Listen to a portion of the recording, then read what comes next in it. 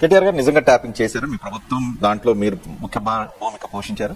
నాకు ఏ ట్యాపింగ్ తో ఏ ప్రమేయము లేదు. ఒక నిమిషం అండి చూడండి. చేస్తే గీస్తే ఒకడో ఇద్దరు లుచ్చగాళ్ళ ఫోన్లు ట్యాప్ చేసి ఉంచారు. నాకు ఏ ట్యాపింగ్ తో ఏ ప్రమేయము లేదు. నువ్వు వేసే యాశాలకి చేసే పనులకైనా సంబంధం ఉందేంట్రా? అసలే సార్ మా అమ్మ కూడా అదే అంటుంది. నువ్వు కొట్టావా? ఏ డౌటా? కన్ఫర్మ్.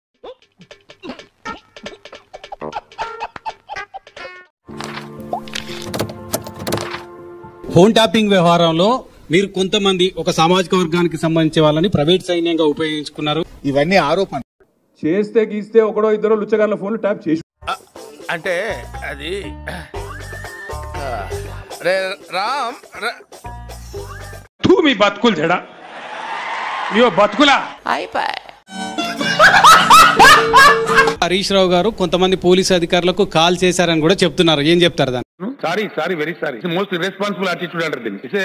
నేను ఏమనుకోతున్నాను, దయచేసి it will be considered as a silliest question. Most irresponsible and not fit for the situation. ఈ ఆరోపణ నిరాధారమైంది.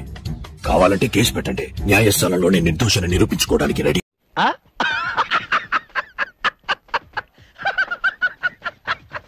హరీష్ అని ఇప్పుడు ఇంతకీ ఫోన్ ట్యాపింగ్ గత ప్రభుత్వం చేసిందా చేయలేదో చెప్పట్లేదు. ఎందుకు మాస్టారు మాటమాటిక్ అడుగుతారు? నిజానికి అది ముఖ్యమంత్రి గారికి పోలీస్ డిపార్ట్మెంట్ కు మధ్య ఉండేటువంటి ఫ్రెండ్షిప్ సార్, ఫ్రెండ్షిప్.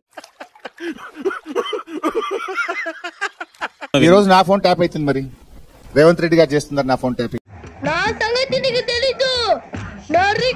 ఇంత రాద్ధాంతం జరుగుతుంటే 10 ఏళ్లు ముఖ్యమంత్రిగా పనిచేసినటువంటి కేసీఆర్ నేనేం పాపం చేశాను, నాకే ఇన్ని కష్టాలు వచ్చాయి. లిక్కర్ కేసు విషయంలో స్పందించలేదు, ఫోన్ ట్యాపింగ్ విషయంలో స్పందించలేదు. గుండె దారి నోట్లోకి వచ్చింది మహాప్రభు, పొరపాటు దాన్ని ఉమ్మేస్తానేమో భయంగా ఉంది. స్పందిస్తాం అవసరం. మేము స్పందించడం అంటే పార్టీ స్పందించడం కదా. మేము వేరు, కేసీఆర్ వేరా? ఆడో గొప్ప సిద్ధాంతి, ఈడో గొప్ప యాదాంతి. కేసీఆర్ గారు కూడా కవిత గారు అరెస్ట్ అయినప్పుడు బిగినర్స్ మిస్టేక్స్ ఇవన్నీ. ఒకరిని చీటింగ్ చేస్తున్నామంటే ఎట్లుండాలా? బనీన్కి తెలియకుండా డ్రైయర్ లాగేయాలా? కేసీఆర్ ఒక ప్రధాన ప్రతిపక్షంగా మా బాధ్యత ఏంది?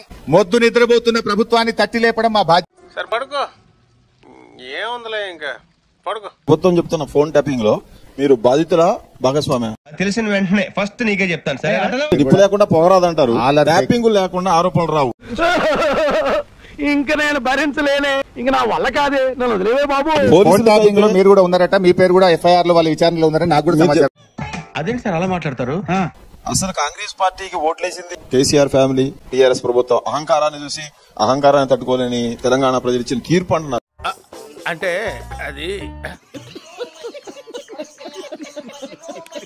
మా మేనిఫెస్టోలో 95% అమలు చేశారు. 5% ఏంటంటే నిరుద్యోగ భృతి ఒక్కరికి ఇవ్వలేదు, డబుల్ బెడ్రూమ్లు లక్షల మందికి ఇచ్చాము.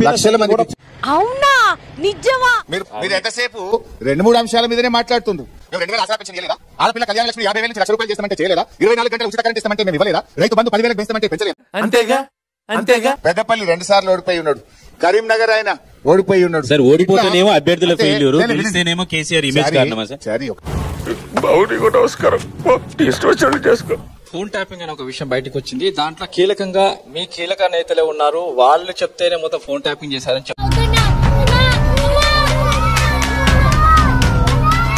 కవిత గారి అరెస్ట్ జరుగుతుంది, మా ఎమ్మెల్సీలను నామినేట్ చేస్తే గవర్నర్ గారు రిజెక్ట్ చేస్తారు. నాకు దుఃఖం వచ్చేస్తుంది నాన్న. ఏడు పాపుతావా? నా దుఃఖంతో పోల్చుకుంటే నీ దుఃఖం అంటరా? అనేక బిల్లులు అసెంబ్లీలో మేము ఆమోదించి గవర్నర్ గారు మా బిల్లులు రిజెక్ట్ చేస్తారు. అంటే ఇవాళ నిజంగా మేము బీజేపీతో కలిసి ఉంటే మా బిల్లులు పాస్ అవుతుంటే, మా ఎమ్మెల్సీలు క్లియర్ అవుతుంటే కవిత గారు అరెస్ట్. ఏంటి బాబన్నా ఇంకోసారి? అంటే ఇవాళ నిజంగా మేము బీజేపీతో కలిసి ఉంటే మా బిల్లులు పాస్ అవుతుంటే, మా ఎమ్మెల్సీలు క్లియర్ అవుతుంటే కవిత గారు అరెస్ట్. అంటే పిల్లలు చదువుకోకుండా చదువులో ఏం పనులురా మీ బతుకులు చెడా ఇయో బతుకులా.